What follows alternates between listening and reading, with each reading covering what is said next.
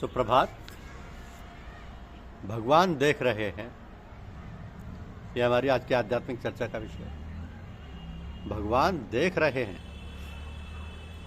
जब तुम किसी को ठगते हो, झूठ बोलते हो, चोरी करते हो, हिंसा करते हो, रिश्वत लेते हो, किसी को सताते हो, तो याद रखो भगवान देख रहे हैं।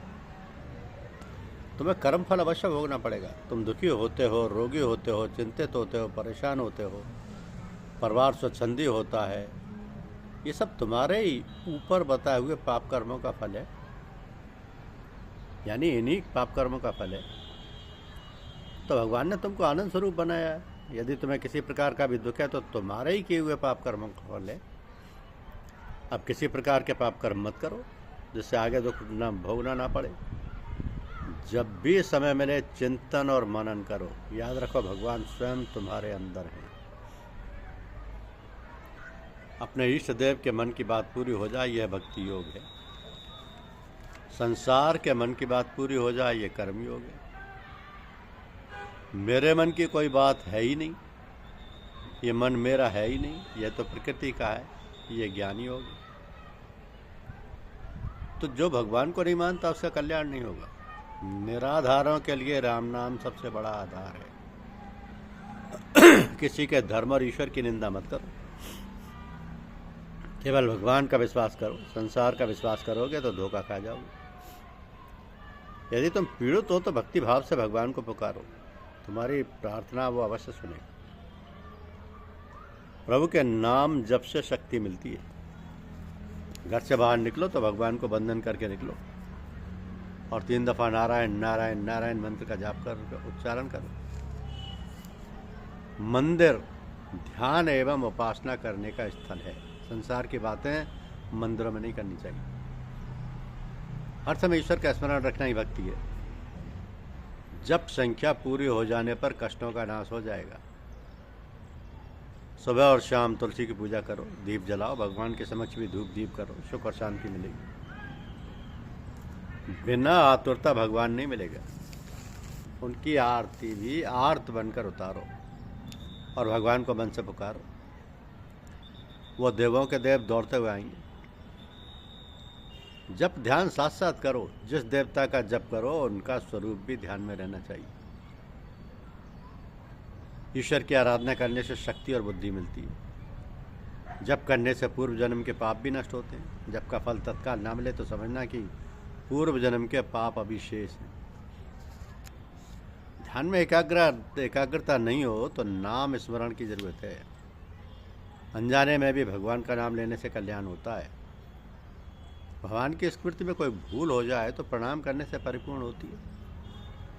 मन की शांति के लिए मन के स्वामी चंद्र एवं बुद्धि के स्वामी सूर्य देव को ही आराधना करो। अपने दुख की कथा अपने प्रभु से एकांत में कहना, किसी दूसरे से मत कहना। रोज रात को सोते समय विचार करो कि आज प्रभु को प्रिय लगने वाला कार्य किया या नहीं। ध्यान का उत्तम समय ब्रह्म मुहूर्त 4 से 6 है। रात में 11 बजे से 3 बजे तक का काल राक्षस काल है। इस निषेध काल में भोजन और स्नान नहीं करना चाहिए। मानव शरीर भोगने के लिए नहीं मिला है, भजन द्वारा भगवान की प्राप्ति के लिए मिला है। भगवान का साक्षात दर्शन करने की कोशिश करो। उत्तम से उत्तम वस्तु भगवान को अर्पण करनी चाहिए।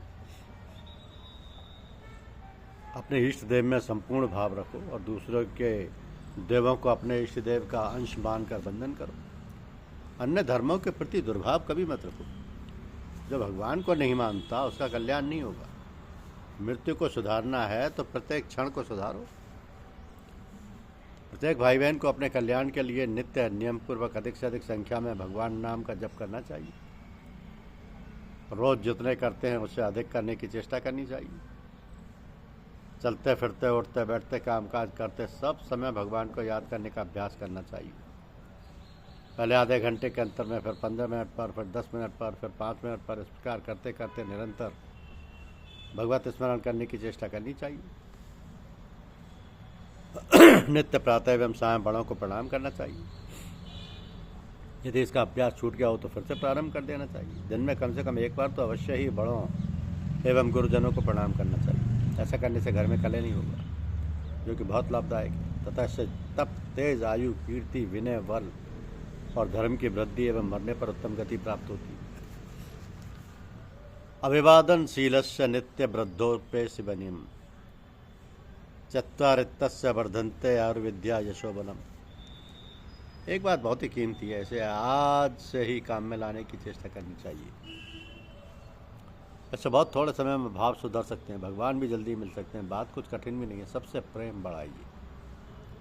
मेरे द्वारा दूसरे का हित कैसे हो, निरंतर यही बात सोचते रहिए। यथाशक्ति सभी की सेवा सहायता करनी चाहिए। स्वयं भगवान ने गीता में डंके की चोट से कहा है कि प्रात्रवंतु मामेव सर्वभूतहितरता।